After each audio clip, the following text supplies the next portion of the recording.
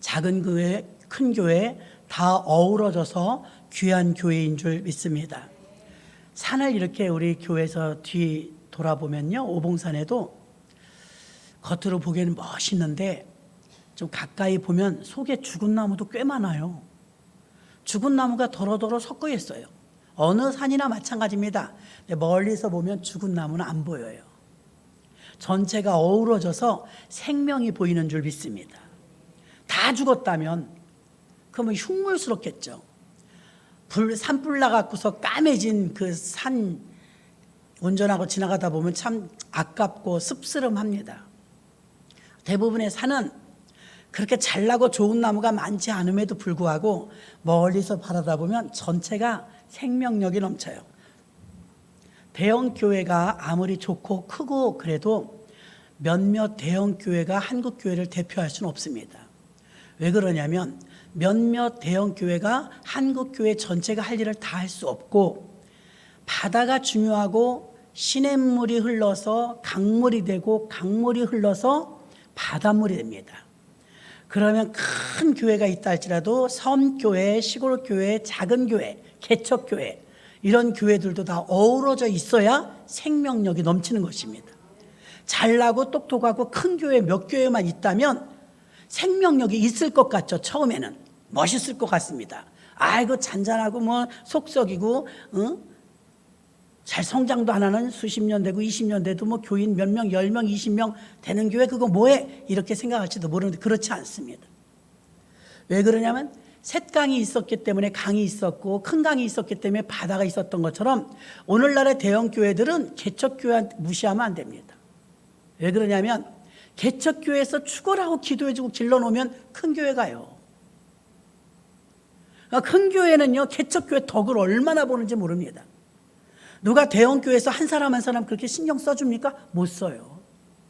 작은 교회들은 금이야 오기야 기릅니다. 얼마나 귀히 여기는지 몰라요. 사람이 얼마 없으니까요. 귀하죠. 그런데 그냥 대형 교회 된 줄 알고 거들먹거린다면 큰 나무가, 잘난 나무가, 똑똑한 나무가 산이 되지 못해요. 아무리 1억 원짜리, 2억 원짜리 나무가 있다 할지라도 산이 되지 못해요. 주변이 다 죽어요. 무슨 사업하는 사람들 보면 대형 마트가 하나 들어오면 작은 마트들이 죽어요. 대기업이 들어오면 작은 기업들이 죽어요. 그건 생명이 아닙니다. 잡아먹는 거죠.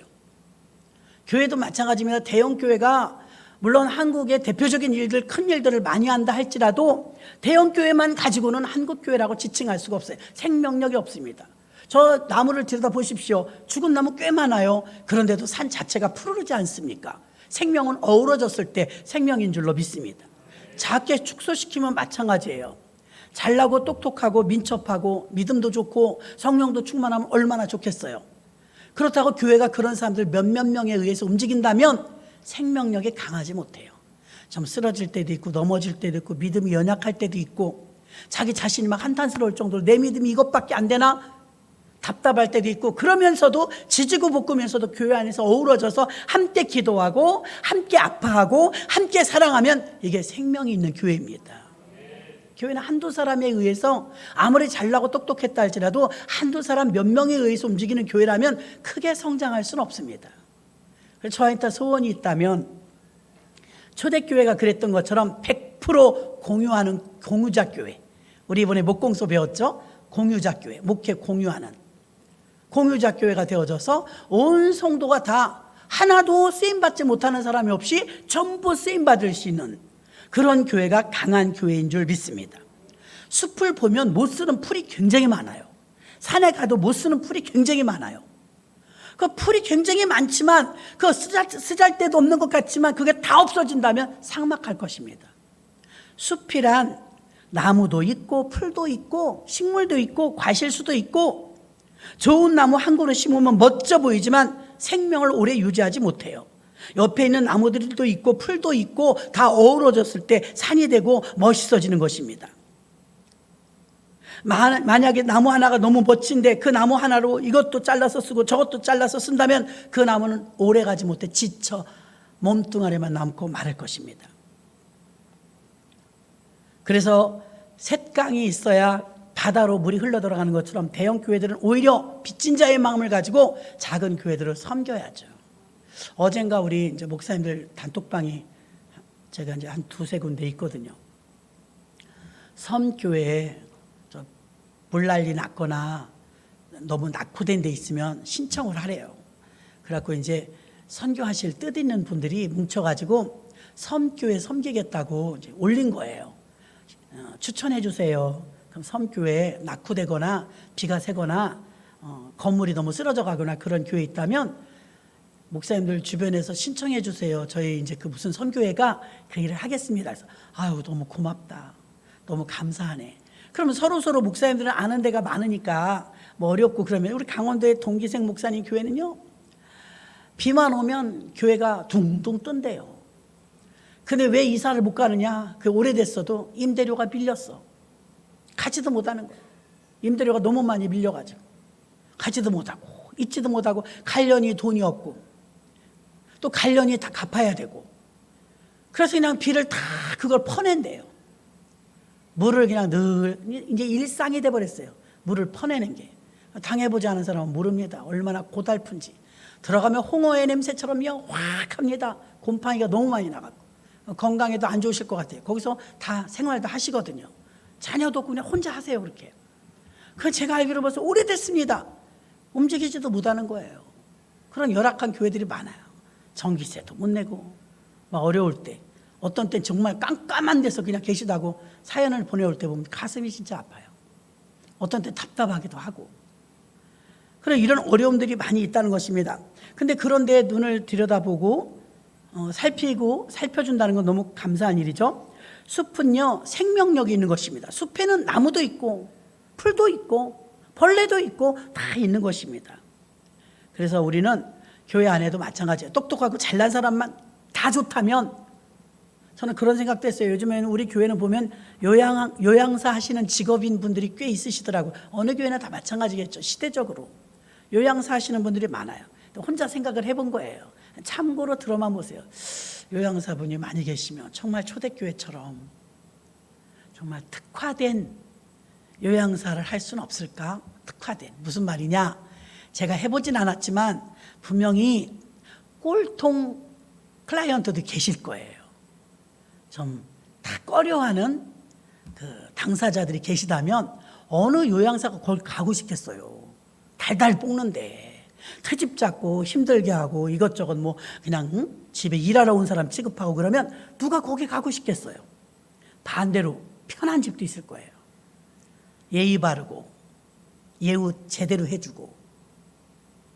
여러분 생각해 보세요. 한번 여러분이 요양사 입장에서 아니면 등급을 받은 그 뭐라 그래요? 그분은 뭐라고 부르는 거예요? 클라이언트를 뭐라 그래요? 아무튼 할머니 할머니들은 자기 손발처럼 입에 탁탁 맞게 해주시는 분이 오면 좋겠죠. 그래 이쪽에서도 마찬가지란 말입니다. 무시하고 막 일만 시키고 하면 그런 데 가기 싫단 말입니다.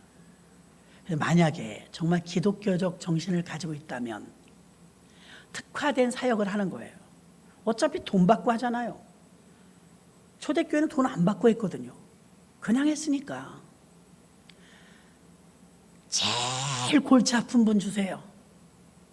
제일 말 안 듣는 분 주세요. 아무도 안 간다는 데 주세요. 다 싫다고 하는 분 주세요. 제일 골칫거리인 집 주세요. 아니 다른 사람들은 그런 사람들 다 싫다고 그런 집 싫다고 그러는데요. 저는 예수 믿습니다. 또 우리 센터라고 하나요? 우리 센터는 기독교 단체입니다. 그래서 우리는 어려워서 부르는 건데 다 오지 않고 도와주지 않는 분들이 있다면 다 꺼리는 집을 저희는 주세요. 그런 사람이 있을 수 있을까요? 목사님 말이 그렇죠. 가봐요. 말도 아니에요. 얼마나 속 썩이는지 말도 안 되는 소리 하고요. 억지 쓰고요. 의심하고요. 기껏 도와주면 밥 먹는다고 뭐라고 하고요. 아이고 모르셔서 그래요. 그럴지도 몰라요. 제가 생각이 그렇다 이거 생각이. 크리스찬이라면 그래 어차피 돈도 받고 하는데 목사님들은 그냥도 하잖아요. 그냥도. 교회는 옛날에 그냥도 했어요. 돈 받고 하잖아요. 근데 누구나가 가기 좋아하는 곳은 어떤 곳이요? 교양 있는 분, 깨끗한 분, 세련된 분, 대충 도장만 찍어도 돈 주시는 분 1등이죠. 그런데 다른 분 주세요. 저는 제일 아무도 안 가는다는데 개척하는 마음으로, 개척교회 하는 마음으로 제일 속 썩이는 분, 제일 안 간다고 하는 분, 만약에 그렇게 싸우지 않고 그런 골치 아픈 집을 갔는데도 그 사람이 다르다, 정말 교인이라더니 다르네, 이게 한 번 이제 인지가 되기 시작하면요, 여러분 개인적으로는 몸이 좀 힘들지 모르지만 기독교가 미치는 영향으로 봤을 때는 굉장히 커요. 기독교가 사회에 미치는 영향으로 봤을 때는 그 영향력이 상당히 큽니다. 왜? 희생하니까. 이번에 비가 많이 와서 물난리들이 난 데가 많아요, 여러분. 근데 막 30년이 된 빌라 같은 데서는 난리가 난 거예요. 양수기로 막 뿜어내는 거예요. 약간 고달픕니다, 여러분. 좋은 집 사시는 거 감사하시기 바랍니다. 고달픈데 그렇게 집이 난리가 나도 하수구가 다 막혀도 아무도 안 내다봐. 더 기가 막힌 건 꼼짝도 안 하는 거야. 내가 왜 8집이 사는데 왜 내가 해? 왜? 다 이러는 거예요. 그럼 8집이 다 같이 걷어서 이거를 하수구를 파든지 양수구를 부르든지 공사를 하수구를 다시 하든지 해야 될 거 아닙니까? 해결을 해야 비가 올 때마다 이 고생을 안 하지 않습니까? 아, 내가 새 사는데. 집주인더러 하라고 그래, 집주인더러. 집주인이 뭐 하는 거야? 집주인이 연락이 안 됩니다. 다 관심이 없어. 그래서 이 하수구가 이게 막혀갖고 지금은 길거리에 모든 우물 이런 게 다 여기 뚫린 데로 다 들어와가지고서 이게 막혔지 않냐고, 이걸 뚫어줘야 돼요. 누군가가 그것을 장갑을 끼고 막혀있는 걸 다 꺼내야만 해요. 그거 누가 해주겠어요? 자기들 집이니까 자기들 중에 누가 해야 되잖아요. 8명이 똑같이 그럽니다. 내가 왜? 그래서 넘치고 사는 거예요. 아무도 희생하지 않으니까. 여러분, 우리가 이만큼이라도 편안한 생활을 누릴 수 있는 것은 누군가가 희생의 대가라는 걸 알고 계셔야 돼요. 누군가가 희생하고 있는 거예요. 그래서 사회가 이렇게 편안히 돌아가는 거예요. 크리스찬이라면 특별한 생각을 전 해봤지만 쉽진 않습니다. 그러나 어차피 사역이라고 생각을 하고 특화된 사역을 한다면 남들 다 가기 싫다는 것, 남들 다 싫다는 것, 다 싫다는 사람을 우리 주시오, 우리 센터 주시오, 저에게 주시오. 하나님, 제가 죽어야 이 일을 할 수 있습니다. 자존심이 상할 때도 있고 성질이 날 때도 있고, 그거 요양사 하면서 그거 힘든 일 많겠더라고요. 반면에 민첩한 사람은요, 쉬운 집만 다 쫓아다닐 수 있겠더라고요. 노다지 아닙니까? 세상에 어찌 그런 일이 우리나라에 있단 말입니까? 나라가 왜 이렇게 인플레가 되어지고 은행 금리가 자꾸 올라가고, 예를 들어드렸잖아요. 시골에서 농사를 짓는데 이거를 나라에서 조절을 해줘야 되는데 잘못할 때는 어때요? 어느 해는 마늘이 싸, 마늘이 진탕 나와가지고 마늘이 쌀 때 우리 먹을 때 좋아요. 마늘이 싸면 마늘이 많다는 거예요, 작다는 거예요? 많다는 거예요. 너무 많이 심었다는 거예요. 양파, 어느 해는 또 양파가 얼마나 비싼지 말도 못해 먹을 수가 없어요. 중국집이 할 수 없다고 할 정도로 양파가 비싸서. 왜 비쌌어요? 양파를 조금 심어서. 양파 희소 가치에 의해서 비싸지는 거예요. 왜 이렇게 금리가 올라가고 인플레가 되냐? 돈이 풀려서 그래요. 돈이 흔해서 잡을 수가 없는 거예요. 이자를 높게 받으면 정기예금도 이자를 높이 주니까 다른 데 돌아다니던 돈을 정기예금을 넣거든요. 그래 나라로 들어가잖아요. 그래 이게 물가가 잡히는 거예요. 근데 우리는 지나간 날 어떻게 살았어요? 2년 반 동안 받아먹는 재미도 꽤 있었어요. 2번 받아먹었나? 우리 일반인들은 2번. 거기다 좀 뭐 차상이라든가 수급자라든가 이런 분들은 뭐 지금까지도 받고 있어요. 근데 중요한 게 뭐냐면 길들여지면 안 됩니다. 코로나는 끝나가는데 우리는 왜 의식이 아직도 코로나 속에 들어있어요?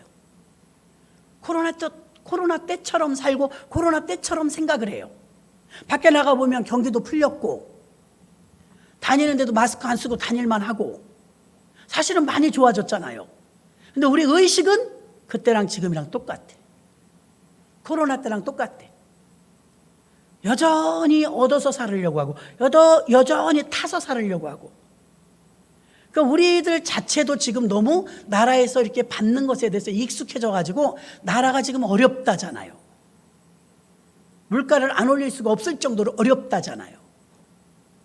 그러니까 부모님이 알뜰살뜰하면 애들은 고생합니다. 무슨 고생이요? 먹는 고생, 입는 고생이 짠돌이 짓을 하니까요, 부모가. 그 대신에 아이들의 생활은 안정권에 들어갑니다. 부모가 규모 있게 사니까요. 그런 가정교육을 받아야 아이들도 알뜰살뜰 살 거 아닙니까? 지금은 어떻게 쓰는 눈치껏 해가지고서 돈 못 빼먹는 사람이 바보야. 유아는 유아수당, 청년은 왜 돈 주는 거예요? 청년은 왜 자꾸 10만 원짜리 적금 들면 30만 원씩 들게끔 해주는 거예요? 별거 다 있어요. 청년은 대출을 해주면 1%를 해요. 전세를 얻으면. 그러니까 뭔가 이게 구조가 잘못되었어요. 그러니까 코로나가 끝나야 되는데 끝나가는데 엔데믹이 되었는데 그냥 독감처럼 치자면서요. 그게 엔데믹 아닙니까? 근데 왜 우리 사고는 아직도 코로나에 갇혀 있냐는 거예요. 지원금 좀 안 주나? 지원금 주면 좋겠네. 아유, 기분 좋네. 지원금이 나오면 이게 일단 꽁돈이거든요. 부어라 마셔라 여행 간다 씁니다. 여러분 같으면 안 그러겠어요? 돈이 공짜로 생기면 유해집니다. 내가 땀 흘려 버려야 알차지 유해져요. 그래서 우리 국민 전체가 큰일 났구나. 이거 지금 코로나 이전 상태로 우리 정신도 돌아가야 되는데 우리 정신은 아직도 계속 타먹고 싶은 거예요. 여기서 타먹고 저기서 타먹고 뭐 이렇게 주는 게 많아요. 장려금 타먹고 지원금 타먹고 코로나 그건 또 뭐예요? 코로나 걸린 사람도 돈 준대요. 코로나 걸린 사람도 돈 주고 이게 못 챙겨서 못 받아먹는 사람 바보가 되는 거예요. 그래서 이게 나라가 너무 돈을 풀어서 우리가 그대로 지금 또 당하는 거예요. 돈이 흔하니까 돈의 가치가 떨어지는 거예요. 베네수엘라 같은 데는요, 두루마리 휴지 하나 사는 돈을요 산더미처럼 줘요. 그리고 휴지 하나 사요. 돈의 가치가 그렇게 떨어진 거예요. 그런데도 그 대통령이 또 됐어. 제정신이 국민들이요? 근데 이게 우리가 몰라서 그렇지 우민국가가 되면 시키는 대로 하게 돼 있어요. 만약에 그 대통령을 또 안 뽑잖아요? 그럼 나는 국물도 없어요. 살아남으려고 그 사람을 또 뽑는 거예요. 악순환이에요. 최악으로 만든 경제 대통령을 또 뽑고 안 뽑을 수가 없는 거예요. 그 나라는 망한 거죠. 거지 같은 나라가 됐어요. 돈이 귀하면 덜 쓰죠. 돈이 귀하면 희소가치에 의해서 모든 게 다 자리 잡아가요. 아까우니까 알뜰히 쓰게 되고. 근데 흔하게 돈이 막 돌면 농사 짓는 것과 똑같습니다. 양파가 흔하면 많이 나온 거예요. 마늘이 싸면 그 작황이 많이 나온 거예요. 풍년인 거예요. 그러니까 지금 돈을 나라에서 너무 많이 풀어갖고 일이 된 거 아닙니까? 일가족 자살했다고 완도로 어디로 찾아다녀서 정말 안타깝잖아요. 코인 하다 그렇게 됐더만요. 코인. 너무 많이 투자를 했어, 아빠가요. 코인에. 조금 투자했으면 덜 억울할 텐데 돈 전액을 다 집어넣으니까 그게 막 휴지가 됐다면서요. 그런 세상에 다 있어요. 사이버의 세상에서요, 별일이 다 있습니다. 휴지가 됐대요. 엄청나게 많은 손실이 있었다고 합니다. 코인 때문에. 가상화폐라는 거, 가상화폐. 가상이란 자 붙으면 난 기분 나빠, 어쨌든. 전부 가상, 사이버, 다 가짜 아닙니까? 여러분, 하나님은 창조하셨기 때문에 창조물 속에 사시길 바랍니다. 창조물 속에 산다고 나갔더니 어찌나 더운지. 현실은 정말 덥더라고요. 더워도 보통 더운 게 어지러지래요. 그래서 막 기도도 했죠. 아유, 하나님, 우리 성도님들 지켜주세요. 특히 연로하신 분들. 나가시면 안 되겠더라고요. 너무 더워가지고. 보통 더운 게 아닙니다. 그래서 숲이란 생명이고 산도 생명인데 산과 숲은 모두가 다 어우러져서 우리 교회에서 옥상에서 뒤에 보면요. 군데군데 죽은 나무 많아요. 근데도 이 산을 누가 죽은 산이라고 해요? 멀리서 보면 죽은 나무 있는 줄도 몰라요. 죽은 나무가 분명히 있어요. 여러분 조금만 등산해봐도 알아요. 보이지도 않아요. 근데 이게 생명의 힘이에요. 어우러져서 산 전체가 푸르기 때문에 다 살아있는 거죠. 교회도 마찬가지면 어떤 분, 몇몇 분들이 탁월한 분들이 있을 수 있어요. 머리도 좋고 지혜도 있고 성령도 충만하고 돈도 있고 얼굴도 이쁘고 뭐 여러 가지 갖췄다면 그런 분들이 전장에 딱 나와서 몇몇 분들이 교회 일을 다 하면 되지 않을까? No. 1억 원짜리 나무 하나를 할지 그 나무는 산이 될 수가 없어요. 대형 교회 몇 교회가 우리나라를 대표할 수 없어요. 어우러지는 게 은혜입니다. 하나님은 오늘은 성령의 열매 맺는 교회라고 했는데요. 이게 우리가 맥추절에 대해서 다시 한번 말하고 있죠. 오늘 한 절을 읽었습니다. 출애굽기 23장 16절 한 절을 읽었습니다. 여기에 맥추절을 지키라. 이는 내가 수고하여 밭에 뿌린 것에 첫 열매를 거둠이니라. 맥추절과 수장절은 달라요. 맥추절은 또 다른 말로 오순절이라고 말씀을 드렸습니다. 자, 구약에는요, 맥추절, 유월절, 초막절 3대 절기입니다.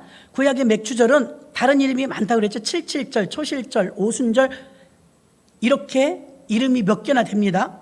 근데 이 초실절에는요, 2개의 초실절이 있어요. 첫 번째 초실절은요, 무교절의 다음날 유월절 초실절이 있습니다. 첫 번째 초실절을 지내고 50일이 지나면 오순절이라고 해서 두 번째 초실절이 있습니다. 신약에 와서는요, 첫 번째 초실절 날 예수님이 부활하셨어요. 그래서 부활의 첫 열매, 그분이 초실절 첫 열매. 그리고 두 번째 날은요, 오순절 성령 강림이 있었죠. 50일 지나서 예수님이 첫 열매가 되셔서 부활하셨는데, 부활하시고 50일째 되니까 어떤 일이 있었어요? 그날은 성령이 오셨어요.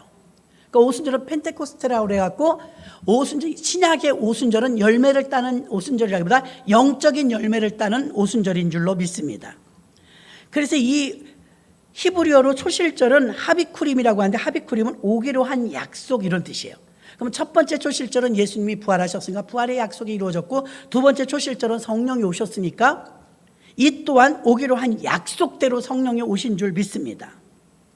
그래서 예수님은 초실절의 주인공이면서 약속 있는 첫 열매고요, 두 번째 열매는요, 성령 받은 것인 줄로 믿습니다. 그럼 잠자는 자들의 첫 열매가 되신 예수님은 부활의 모형이었으며, 늦은 초실절은 맥추절, 신약의 오순절로서 성령 강림을 통해 구원받은 성도들이 두 번째 열매인 줄로 믿습니다. 저와 여러분은 두 번째 열매, 오순절 성령 강림 때 받은 그 열매들인 줄로 믿습니다. 그 오순절의 교회에 나타난 성령의 열매는 어떻게 알 수 있었을까요? 방언하고 예언하고 귀신 쫓고 능력 행하고 이래서가 아니라요, 첫 번째 나타나는 성령 오순절의 열매는요, 전인적인 변화가 그 열매입니다. 아멘. 변화. 여러분은 얼마나 변화되셨습니까? 깨닫는 게 은혜거든요. 교회 다니는 사람이 아니라 예수 믿는 사람이 되어야 될 줄로 믿습니다. 그러면 전인적인 변화가 왔는데, 사도행전 1장 4절 사도와 같이 모이사 저희에게 분부하여 가라사대 예루살렘을 떠나지 말고 내게 들은 바 아버지 약속하신 것을 기다리라. 위로부터 내려오는 성령이 입힐 때까지 기다리라 그랬습니다.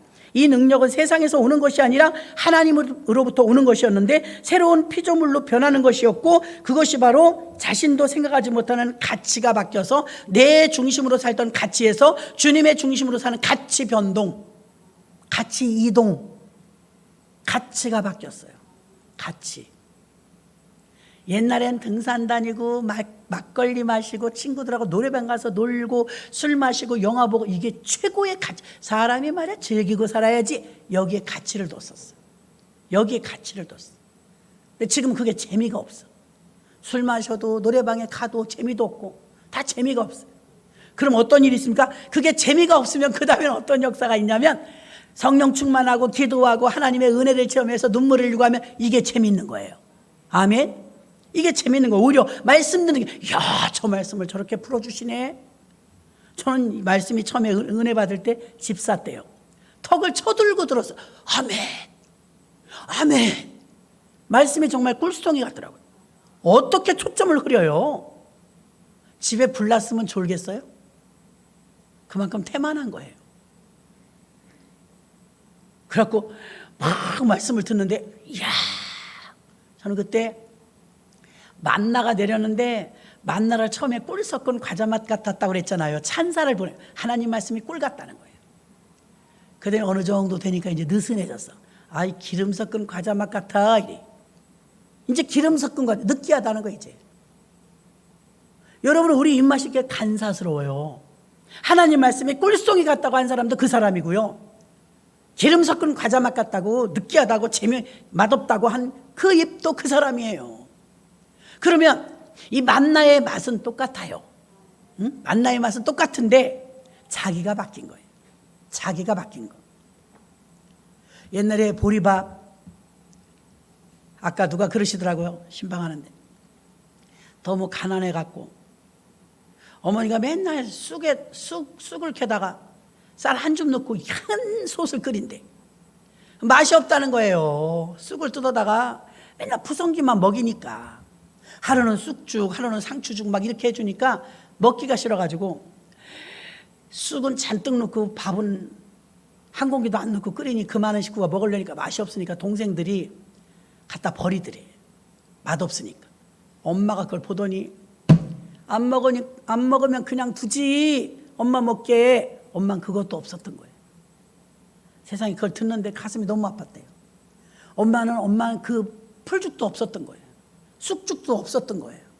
그래서 자식을 준 건데 자식은 맨날 이런 것만 준다고 갖다 버리더래. 깜짝 놀래갖고 엄마가 아유 왜 이러니까 안 먹어 맛없어 이러니까 그러면 그냥 놔두지 엄마가 먹게. 엄마도 못 먹고 버렸다는 거예요. 그렇게 살았다는 거예요. 옛날에는 그렇게 가난했다는 거예요.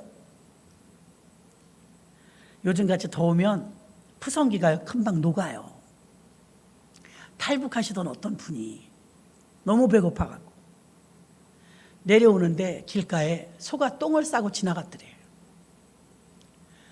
얼마나 배고픈지 소가 똥을 싸고 지나갔는데 똥을 이렇게 헤쳤대. 그때 옥수수가 나오더래.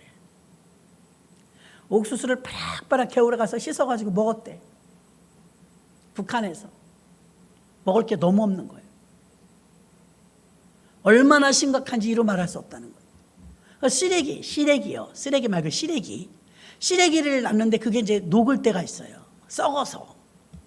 물에다 풀어놨는데 이게 썩은 거예요. 만지면 쫄깃쫄깃한 게 아니고 물컹물컹한 시래기요. 그 시래기를 잘못 씻으면 다 없어져. 줄기만 남고. 그걸 살살살살살살 개울에 씻어가지고 그걸 끓여서 먹었대요. 다 썩은 거를. 근데 요즘에 TV에 보면 그런 거 나와요. 아프리카에서. 여러분 같으면 이 물속에다가 여러분의 대변, 소변, 먼지 다 섞어서 끓이면 자식에게 주겠습니까? 무슨 저런 선정이 다 있어 하고 봤더니 유니세프 그러면서 뭐라 그러냐면 아프리카에서는 이런 물을 애들에게 엄마가 준다는 거예요. 그것도 안 먹으면 죽으니까. 그럼 이런 데가 막 뭐가 툭툭 튀어나오는 거예요. 피부병 알레르기 걸려갖고. 그렇게 열악한 환경이에요. 여러분 이렇게 우리같이 잘 사는 나라에서 열심히 기도하고 열심히 돈 벌어서 좀 보람되지 않습니까? 정말 그런 나라에 우물 하나씩 파주면요 한 3천만 원 이렇게 들어요. 우물 하나 파주면요 그 마을이 다 살아요. 마을이. 물 한번 길러가면 3시간 다시 오면 3시간. 그래서 하루에 물 길러간 사람 당번이 있어요. 그 사람은 하루에 물만 길어 오는 거예요. 한 번 갔다 오면 하루야. 그것도 물이 깨끗하냐? 물도 지저분해요. 물이 그만큼 없다는 거예요. 정말 우리나라와 같이 선진국들은요 이해를 못합니다. 우리나라에서 극빈자로 사는 수급자라 할지라도요 세계에서 몇 위라든가 그렇게 잘 산대요. 세계에서 몇 위래요. 제가 듣고도 잊어버렸습니다. 우리나라가 전체가 그렇게 잘 사는 거예요, 여러분. 아멘. 그런데 우리는 자꾸 비교해. 아유 우리 동창은 말이지 30평짜리 아파트 사는데 나는 20평짜리 살아. 우리 동창은 말이지 남편이 지금 대표가 됐는데 우리 남편은 지금도 과장이야. 자꾸 여러분들이 여기다 우리 친구네 아들은 말이지 이번에 서울대 갔다는데 우리 애는 인하대도 못 가. 여러분이 비교하는 한 행복은 없습니다. 비교하려면 조선왕조랑 비교하세요. 저는 오늘도 우리는 맛있는 것을 먹었습니다. 먹으면서 이 맛이 없네, 이거 별로네 그랬는데 저는 가끔 하드 하나를 먹어도 그런 생각을 해요. 내 조선왕조 왕조보다 낫다. 태종, 태세, 문단세고 뭐고 간에 그 왕들이 아이스크림 하나 먹어봤겠는가? 나만 못해. 나는 이 이래봬도 아이스크림을 먹어. 아멘. 비교를 하려면 옛날하고 비교해봐요. 자, 북한에서 내려오는데 옥수수 소똥 속에 있는 걸 안 먹고 백입니까 여러분? 어떻게 굶는데? 죽을 거예요 그럼요? 살아야 되잖아요. 쑥을 캐다가 쌀 한 줌 넣고 한솥 끓여주면 그거 무슨 맛이 있겠어요? 근데 그것도 엄마는 못 먹고 자식을 줬는데 자식은 툴툴거리고 버렸다는 거예요. 그래서 우리나라가 이렇게 잘 산 거 순간 몇십 년 됐나요? 뭐 얼마 안 됐거든요. 그러면 정말 감사해야 되고, 큰 교회들은 시골 교회, 섬교회, 가난한 교회, 북한 교회 도와야 합니다. 도와야 하고, 또 우리가 막 너무 먹는 게 풍성하잖아요. 진짜 먹는 거 풍성하죠. 누구 말 맞다나 살만 안 찐다면 어떻게 해보겠대. 마음껏 먹겠다는 거죠. 그렇게 먹을 게 풍성한데 이게 참 절제가 더 힘듭니다. 그러니 이 나라가 복 받은 거 아닙니까 여러분? 복 받은 거 인정을 해야죠. 복을 줘도 그렇게 줘도 달라는 게 끝이 없어요. 하나님 앞에요 달라는 게 끝이 없어요. 세계를 돌아보십시오. 이렇게 잘 사는 나라 많지 않아요. 이렇게 부유한 나라 많지 않아요. 자, 우리가 절기란 명절이라고 했고, 절기란 기억하라는 의미였어요. 기억하라. 맥추절을 기억하라는 의미는 너희가 애굽 땅 종되었던 곳에서 이끌어낸 너희 하나님 여호와를 기억하라. 광야에서 40년 동안 뱅글뱅글 돌면서 맨날 같이 농사도 못 짓고 집도 못 짓고 그 나그네 삶을 살아야 했던 고달픈 광야 생활을 잊지 말라. 가나안 땅에 들어가니까 다 잊어버렸어요. 우상 숭배하잖아요. 하나님 금방 떠나. 여러분 믿음 까먹을 때는 금방이에요. 오래 걸리지 않아요. 여러분들도 막 뽕짝 틀어놓고 노는 데 가봐요. 여러분 지금 겉으로 이렇게 주여 이렇게 발작 이러고 있을 거죠. 쩡쩡쩡 발은 이러고 있을걸요. 우리 혼적인 것들이요 꿈틀꿈틀 올라옵니다. 제가 언젠가 한번 말씀드렸죠. 과거에 무당이었던 분이 무당집에 전도하러 가는데 둘이 신났더라니까. 점치던 얘기하느라고. 안 벗어졌어요. 옛것이 안 벗어졌어요. 속의 내면의 변화를, 성령이 오신다는 것은 우리 겉모습이 변하진 않아요. 겉모습도 변해 예쁘게. 정말 부드러워져요. 싸나웠던 사람이 부드러워지고 얼굴도 윤기가 나고 이쁘죠. 그런데 겉모습은 누가 봐도 변한 거 없는 것 같아요. 그러나 성령이 오시면 내면의 변화가 일어나요. 가치가 바뀌는 거예요. 가치가. 옛날에 먹고 살고 띵까띵까 노는 게 최고의 가치였다면, 명품이 가치였다면, 비 오는 날 명품 가방인지 가짜인지 진짜인지 어떻게 아느냐? 명품 가방은 여기다 넣은대요. 비가 오면. 근데 가짜는 머리에 쓴대. 명품에 그냥 목숨 거는 사람이 얼마나, 우리나라는 특히 그래요. 체면 문화라 명품 많이 갖고 싶어 하고, 옛날에는 빈부격차가 천민과 양반으로 확연히 나뉘어졌었잖아요. 오늘날은 돈이, 물질, 만능이 이게 유세입니다.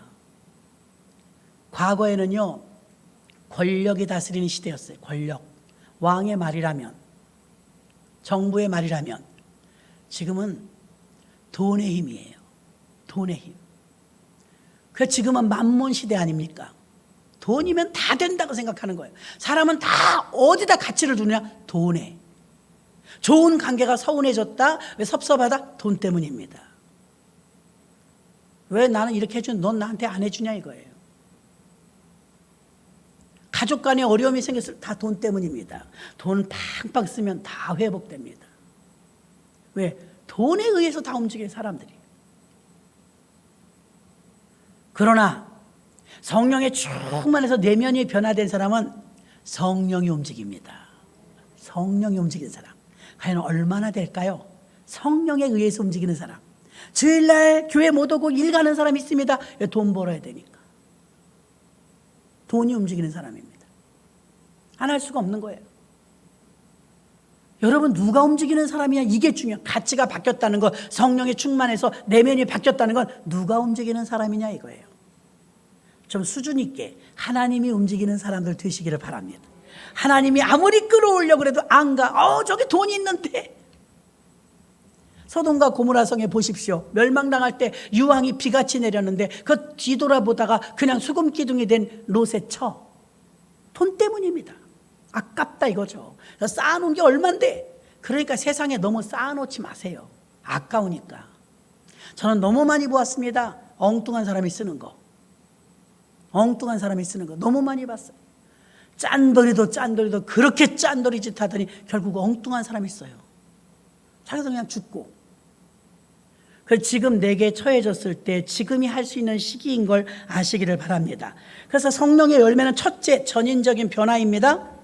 사도행전 2장 1절로 4절에 성령이 오셨죠. 그리고 그들에게는 첫째로 나타난 증거가 언어의 변화였어요. 성령의 말하게 하심을 따라 각각 다른 방언으로 말하기를 시작하니라. 성령 충만한 사람은 말이 달라요. 성령 충만한 사람은 부정적인 말을 잘 쓰지 않아요. 성령 충만한 사람은요, 주님이 계시니까 된다고 말해요. 근데 성령 충만 받지 못해, 되겠어? 안 돼. 안 돼요. 그러니까 언어가 바뀌는 거예요. 긍정의 언어로 바뀌는 것입니다. 믿음의 언어로 바뀌는 것입니다. 다 안 된다고 하는데 그 사람 말을 들으면, 여러분, 성령이 충만하면 이게 주객이 전도된다고 하죠. 사도 바울이 멜리데 섬에 갇힐 때 보십시오. 선장이 말을 안 들어요. 아까도 우리 신방 끝나고 그 얘기했죠. 세월호 얘기 잠깐 했는데, 세월호 선장 저 살겠다고 막 나왔잖아요. 그 모습이 눈에 선해. 아니, 선장은 배하고 목숨을 같이 가는 거예요. 그 제일 먼저 나오고 거기 300명 이상 있는 자기만 나왔잖아요. 틀린 거예요. 지금도 감옥에 있겠죠. 근데 어떤 모습이 바뀌느냐? 가치관이 바뀌고 언어가 바뀌는데 부정적인 소리를 하지 않아요. 성령의 사람은 긍정적, 된다고 말합니다. 그리고 배 선장의 말을 듣는데, 선장이 있으면 선주가 있어요. 선장은 기술자라면 선주는 돈을 댄 사람이겠죠. 배 주인.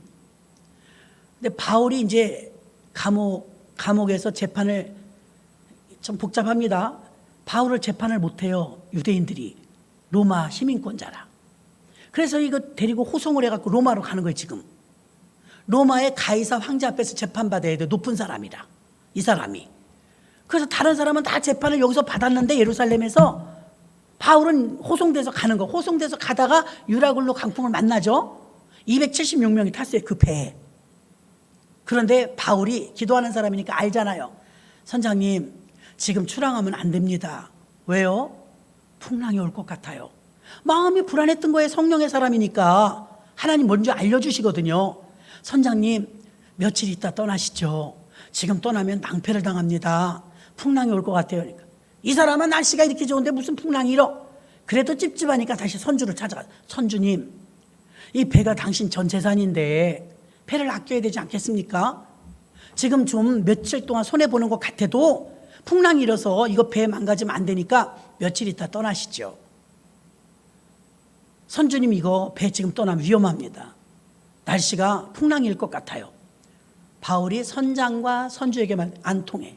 드디어 마지막 이제 정부의 힘이죠. 천부장이 갔어. 자기를 호송하는 책임자. 천부장님, 이 배를 좀 막아주세요. 276명이나 탔는데 이 배가 이거 풍랑을 만날 것 같아요.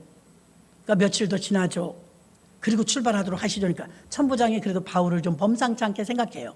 그래서 천부장이 선주와 선장을 만나러 갔어요. 선장님, 선주님, 내 말을 들어보세요. 우리 배에 예수 믿는 기도하는 사람이 하나 탔는데 그 사람이 그러는데 풍랑이 일어날 것 같대요. 선장님, 선주님 의논하셔서요, 며칠 있다 출항하면 어떨까요? 물어봤어요. 전문가 아닙니까? 선장과 선주가. 무슨 소리냐고. 지금 일기예보도 좋았고 하늘도 이렇게 맑은데, 아이 누가 주인이냐고. 시끄럽다고. 죄수 주제에 말이지 누구에게 말을 하냐고. 사실 그때까지는 죄수 주제예요. 그래서 그냥 출발했어요. 처음에는 득이했대. 득이했던 순풍에 잘 갔어. 며칠 지나는데 아니나 달러 바다 한가운데서 풍랑이 나서 다 죽게 생겼네. 그러니까 이제 바울도 자기 힘으로는 안 되는 거였잖아요. 아무리 말을 해도 안 되고 기도합니다. 하나님, 큰일 났습니다. 276명이나 탔는데 이거 이 풍랑을 만나서 가지 말라고 했는데 떠나가지고 풍랑을 만나 다 죽게 생겼습니다. 미련하고 우둔하고 우리 인간이지만 그래도 하나님 어떻게 용서해 주세요. 해결해 주세요. 그랬더니 하나님께서 응답을 했어요. 바울아, 네가 가이사 앞에 설 것이다. 할렐루야. 이 말이 무슨 말인지 알아야 돼.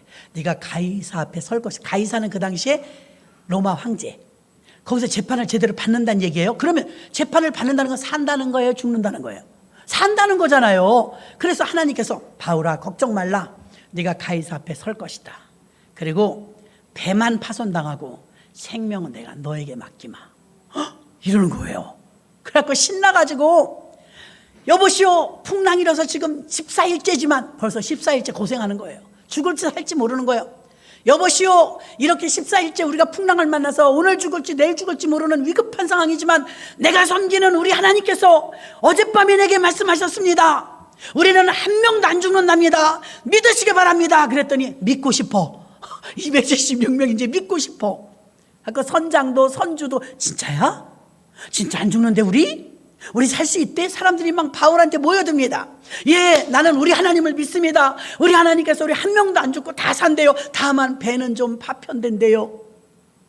파손 난다 이거예요. 아, 배가 문제야? 지금 우리가 생명이 살아야지.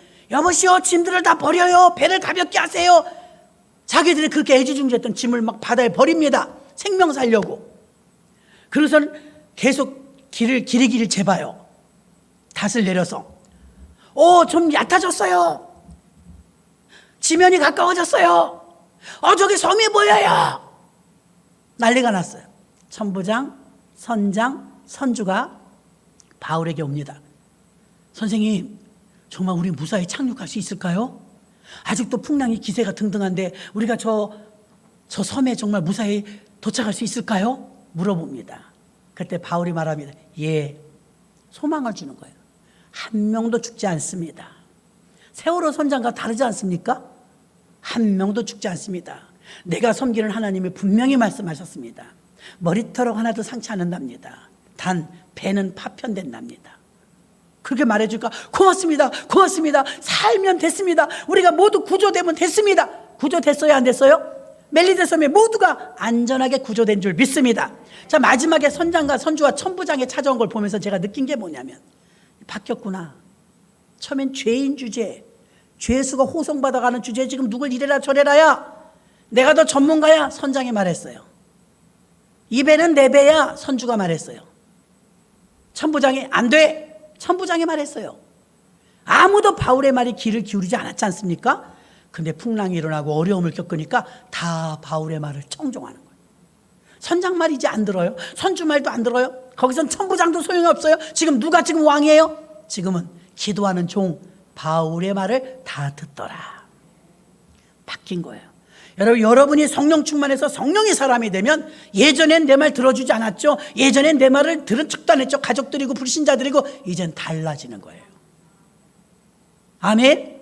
달라지는 거예요. 그 대신 언어를 조심하셔야지. 276명이 곧 죽을지도 모른다는 이 위급한 상황 안에서 정말 필요한 건 메시지, 무슨 메시지? 희망의 메시지였어요.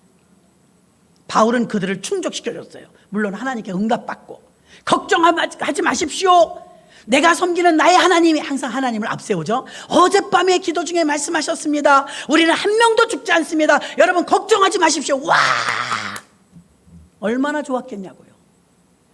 희망이 없고 절망하고, 거기 성경에 구원의 여망이 없더라 이렇게 써 있어요. 구원의 여망이 없더라. 어떤 방법도 쓸 수가 없는 거예요. 근데 그때 누구한테 오느냐?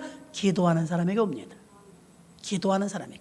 여러분이 성령의 사람이 되면 이렇게 여러분 앞에 사람들이 와서 여러분의 말을 듣고 청종하게 되는 줄로 믿습니다. 에베소서 3장 14절로 16절, 이러므로 내가 하늘과 땅의 모든 각 족속에게 이름을 주신 아버지 앞에 무릎을 꿇고 비노니 그 영광의 풍성을 따라 그의 성령으로 말미암아 들 속사람을 능력으로 강건하게 하옵시며. 아멘. 겉이 변하는 게 아니고 속이 변하는 거예요. 속이. 자, 두 번째, 성령의 열매는 무엇이냐? 첫째는 전인적인 변화, 둘째는 사랑의 열매입니다. 성령은 사랑의 영이에요. 고린도 교회는요, 다 은사 받았어. 그 교회 가면 방언 못하는 사람이 없고 능력 행하지 못하는 사람이 없고 다 대단했어요. 근데 사랑이 없어요. 그래서 바울이 말합니다. 울리는 꽹과리다. 사랑이 없다면 그 은사도 다 울리는 꽹과리다 라고 말합니다. 고린도전서 15장 20절로 22절 보니까 그러나 이제 그리스도께서 죽은 자 가운데서 다시 살아 잠자는 자들의 첫 열매가 되셨도다. 사망이 사람으로 말미암나니 죽은 자의 부활도 사람으로 말미암는도다. 아담 안에서 모든 사람이 죽은 것 같이 그리스도 안에서 모든 사람이 삶을 얻으리라. 아멘. 맥주절은 사랑의 영이 오는데 사도행전 2장 44절로 47절에 현상이 일어났습니다. 성령 받자 초대교회는 믿는 사람이 다 함께 있어 모든 물건을 서로 통용하고 또 재산과 소유를 팔아 각 사람의 필요를 따라 나눠주고 날마다 마음을 같이하여 성전에 모이기를 힘쓰고 집에서 떡을 떼며 기쁨과 순전한 마음으로 음식을 먹고 하나님을 찬미하며 또 온 백성에게 칭송을 받으니 주께서 구원받는 사람을 날마다 더하게 하시니라. 아멘. 얼마나 은혜가 충만한 모습입니까? 이렇게 성령에 충만한 교회, 성령에 충만한 성도는 사랑에 충만합니다. 사랑에는 조건이 없어요. 계산이 없어요. 아깝진 않아요. 사랑하면 아깝진 않아요. 성령 받은 사람은 하나님을 첫째로 사랑하고 이웃을 사랑하며 교우를 사랑합니다. 나눔이 있고 모임이 있고 기쁨이 있고 교제가 있고 순전함이 있고 찬미가 있고 칭송 들었으며 영혼 구원은 이 모든 사랑의 열매에서 나온 것인 줄 믿습니다. 미국의 제럴드 시처라는 목사님은요, 그의 책에서 예수님이 설계하신 교회의 기초는 사랑이다 단언을 지었습니다.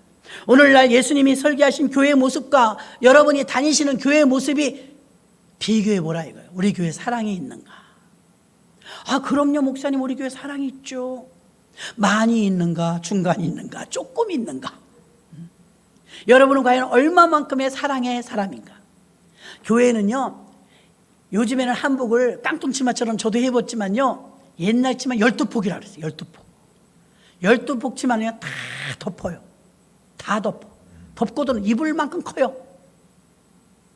교회가 12폭 치마처럼 큰 사랑의 날개들이 모두에게 달려 있어야 될 줄로 믿습니다.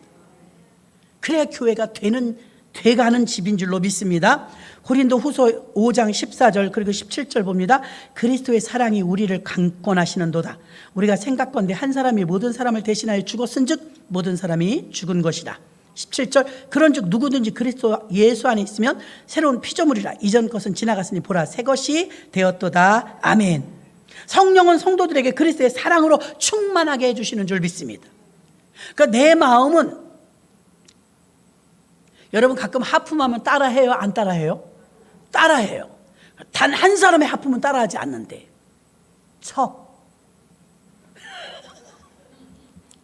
첩의 하품은 따라하지 않는데 샘나서 그러는 거예요. 하품을 하면 따라서 해요. 이상하게 그게 전염되더라고요. 그 하품을 하는데 상대가 첩이다. 그럼 하품 안 따라하는 거예요. 너무 웃기더라고요. 이렇게 사랑에 충만하면 12폭 치마로 다 덮어줍니다. 근데 사랑에 충만하면 어떤 역사가 일어나냐? 고린도전서 13장 3절로 7절 내가 내게 있는 모든 것으로 구제하고 또 내 몸을 불살하게 내어줄지라도 사랑이 없으면 내게 아무 유익이 없느니라. 사랑은 오래 참고 사랑은 온유하며 투기하는 자가 되지 아니하며 사랑은 자랑하지 아니하며 교만하지 아니하며 물에 행치 아니하며 자기의 유익을 굳지 아니하며 성내지 아니하며 약한 것을 생각지 아니하며 불의를 기뻐하지 아니하며 진리와 함께 기뻐하고 모든 것을 참으며 모든 것을 믿으며 모든 것을 바라며 모든 것을 견디느니라. 사랑의 특성 15가지가 나열되어 있어요. 사랑은 자기 유익을 구하지 않는데. 그런데 지금 우리는 어때요? 나의 유익을 구하죠. 내가 손해보는 일을 왜 해? 왜 나만 손해봐? 나도 다 받아먹어야지. 나는 편한 데 가야지. 내가 왜 뭐하러 그래? 돈 똑같은데. 사랑, 진짜 사랑은 아니에요. 진짜 사랑은 어때요? 주래. 예수님이 아가페 사랑에 주라. 성경이 역설적이게 무엇이냐면 높아지고 싶잖아요. 권력이라는 걸 우리가 사람이 많이, 저는 권력을 안 가져봤지만 권력이 마약 같대요. 권력의 맛을 보면 사람들이 그걸 못 놓는다고 하더라고요. 권력은요, 권력 안에는 많은 부패가 있어요. 부패. 권력 안에는 이미 권력의 눈독을 들인다 그러면 이미 부패 속에 들어가는 거예요. 그래서 우리도 가끔 그래요. 뭐 진흙탕 뭐 이런 소리 듣죠. 이상하게 멀쩡한 사람도 거기 들어가면 그런다는 거예요. 존경받는 사람도 거기 들어가면 그런다는 거예요. 왜? 그 권력 안에는 진흙탕 싸움이 이미 들어가 버렸기 때문에 안 묻을래야 진흙이 안 묻을 수가 없다는 거예요.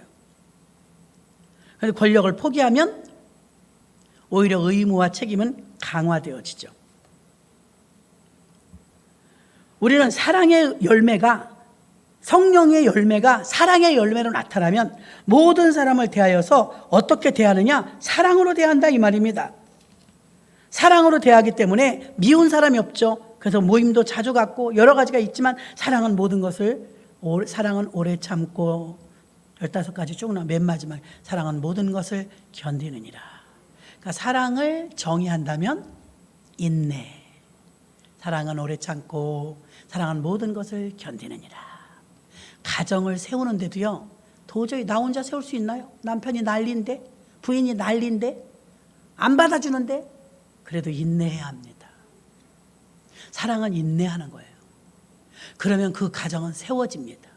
교회도 마찬가지예요. 힘들다고 교회들이 지금 10,000개나 문을 닫았다잖아요. 힘들긴 했죠. 식당도 보십시오. 그렇게 힘들었어도 버틴 식당도 지금 잘하고 있어요.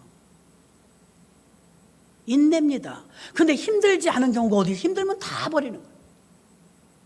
그래갖고요, 쿠팡이라든가 이렇게 배달 산업이 굉장히 잘 됐었잖아요. 배달이 돈을 그렇게 잘 벌었대요. 지금은 또 끝나갔고요. 중고 오토바이가 그렇게 많이 나요. 끝난 거예요. 또 배달이 또 끝난 거예요. 어느 장단에 춤을 춰야 될지 몰라요. 세상은 자꾸 바뀌어요. 견디려고들 하지 않아요. 오래 참으려고 하지 않아요. 가정도 못 참습니다.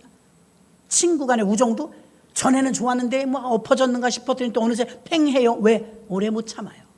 봐주질 못해요.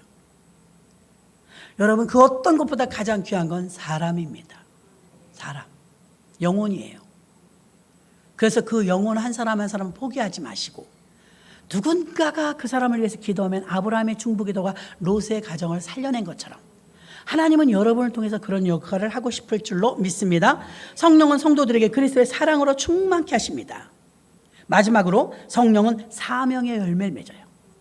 전 인격적인 변화, 사랑의 변화, 그 다음에 사명의 열매. 성령 충만한 사람이 집에서 살림만 한 사람은 없어요. 성령 충만한 사람이 그냥 일만 다니는 사람은 없어요. 성령 충만하면 전도합니다. 성령 충만하면 예배드립니다. 성령 충만하면 기도합니다. 성령 충만하면 교회 옵니다. 성령 충만하면 가만히 있질 못해요. 성령 충만하면 하나님의 영이 속에서 자꾸 꿀떡꿀떡 힘을 주십니다. 저희는 아이를 낳아봤잖아요. 둘을 낳아봤잖아요. 자연분만 하신 분들은 아실 거예요. 아이 낳을 때 내 힘으로 낳아요? 난 그런 줄 알았어요. 젊으니까 애기 잘 낳을 줄 알았어요. 안 되더만요. 내 힘으로 하는 거 아니에요. 나 가만히 가는데 갑자기 이래. 내가 한 게 아니에요. 아유, 뭔 소린지 알아야지 이게. 내가 한 게 아니라니까요. 나는 그냥 애기 낳으러 가는 거예요. 근데 갑자기 내가 가다 말고 내가 혼자 그래. 이래. 영화에는 아가씨들이 그거 찍는 거 보면 웃겨 죽겠어요. 어떻게 알고 저렇게 하나. 내가 하는 게 아니에요. 여러분, 엄마들 들으십시오. 힘이 와요, 안 와요? 와요. 힘이 와요. 내가 하는 게 아니라니. 내가 힘을 써서 애기는, 드라마 그거 다 거짓말이잖아요. 나는 의지도 없었고 의도도 없었어요. 근데 이게 진통이라고 그래. 그걸 진통.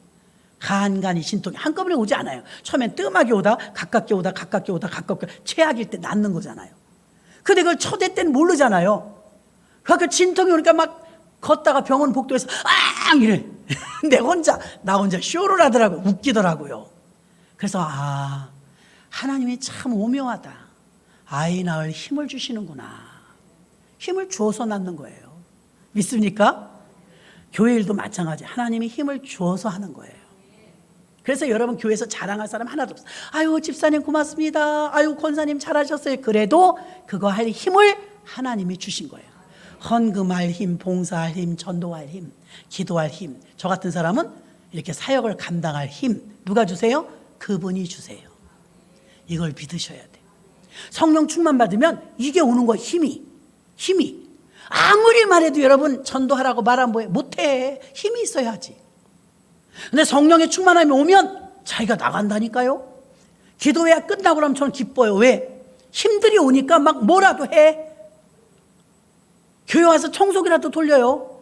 뭐라도 하더라니까요. 왜? 힘이 오니까. 그리고 안 하던 사람 막 새벽기도 합니다. 아유 목사님 나는요 도대체 무슨 기도를 어떻게 해야 될지 모르겠고요. 또 그냥 뭐라고 기도해야 될지도 모르겠고요. 근데 그 사람이 하루도 빠지지 않고 새벽에 들어오고 있다. 이미 힘주시고 있는 거예요.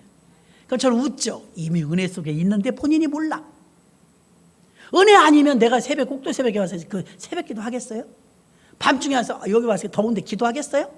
하나님이 힘 안 주시면 집에서 하면 되지 뭐. 차에서 하면 되지 뭐. 아무 데서나 하면 되지 뭐. 이렇게 생각하지. 합리화시켜요. 은혜가 떨어져 봐요. 엄청 합리화시켜요. 근데 성령 충만은 무조건 교회야. 성령 충만. 아무리 멀어도 환자라도 100일 작전 기도하고 새벽에 와요. 환자라도 호수 막 꽂고도 그 힘 주셔서예요. 믿습니까? 주의 이름이 힘 주셔야 돼. 그 힘이 무슨 힘이야? 성령, 파워, 듀나미스, 할렐루야, 다이나마이트. 이런 힘이 오는 거예요. 내 힘으로 못해. 전도를 어떻게 내 힘으로 합니까? 성령이 멈추면 교회도 멈추는 거예요. 에스겔 37장 8절로 10절. 내가 또 보니 그 뼈에 힘줄이 생기고 살이 오르며 그 위에 가죽이 덮이니 그 속에 생기가 없더라. 또 내게 이르시되 인자여 너는 생기를 향하여 대언하라. 생기에게 대언하여 이르기를 주 여호와의 말씀에 생기야 사방에서부터 와서 이 사망을 당한 자에게 불어서 살게 하라 하셨다 하라. 이에 내가 명대로 대언하였더니 생기가 그들에게 들어가며 그들이 곧 살아 일어나서 서는데 극히 큰 군대더라. 아멘.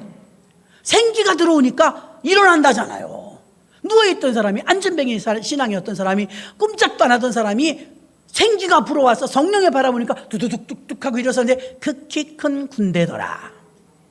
이 힘이 어디서 오느냐? 하나님께로부터 오는 줄로 믿습니다. 오순절에 나타난 성령의 역동적인 역사와 절대적인 사명 감당, 교회의 세움과 확장을 보게 됩니다. 교회가 그리스도의 건강한 몸이 되기 위해서는 성령 충만해야 될 줄로 믿습니다. 12달 내내 성령 충만을 위해서 기도 제목으로 해도 좋습니다. 말씀을 정리합니다. 성령의 인도를 따라 움직이려면 우리는 성령의 열매를 맺는 교회는 뭐 열매를 맺어서 옥수수, 감자 이런 열매만을 말하는 게 아닙니다. 여러분이 열매인데 여러분을 통해서 나오는 오순절의 열매는 성령 충만이었고 성령 충만의 열매는 내면적인 변화가 온 줄로 믿습니다. 성령 충만의 결과는 사랑의 열매가 맺힌 줄로 믿습니다. 성령 충만은 가만히 있지 못했습니다. 하나님이 감당할 힘을 주셔서 각자 요소에서 하나님이 원하시는 뜻대로 교회를 세우는 일에 파트마다 맡아서 그 일을 감당하게 된 줄로 믿습니다. 이 세상에 아무리 여러분이 성령 충만하고 능력을 받았다 할지라도 어우러지지 못하고 툭 튕그러져 가지고서 저기 가서 최고급 나무처럼 1억짜리 내가 소나무라고 자태를 뽐내고 있다면 소용없습니다. 한두 사람에 의해서 교회가 되는 게 아니고 대형교회 한두 교회가 한국교회를 대표할 수 없는 것처럼 교회는 모두가 다 연합하여서 모두가 하나 되게 하는 게 가장 큰 힘이며 그러기 위해서 필요한 것은 사랑이며 우리가 사명을 감당하기 위해서는 성령의 충만함을 받아야 사명 감당할 힘이 오는 줄 믿으시기를 바랍니다. 오늘 이 성령의 열매를 맺힌 우리 교회와 여러분의 사역과 가정과 여러분의 사명이 되시기를 주님의 이름으로 축원합니다. 하나님 감사합니다. 주의 제단에